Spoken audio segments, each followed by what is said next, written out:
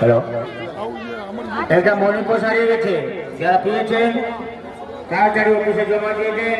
সেই মেয়েটি বলতো কান্নাকাটি করছে, মণিপুর ভিতরে 200 টাকা আছে, একটা ব্রেসলেট হারিয়ে গেছে, যারা পেয়েছেন আমাদের পোস্ট অফিসে জমা দিয়ে দেন। সে ছেলেটি বলতো কান্নাকাটি করছে। মেয়ের গেট সম্মুখে আমার যে জাতি বন্ধু মানে খেলাফেলা করছেন, দয়া করে বাইরে বেতালি জানতো।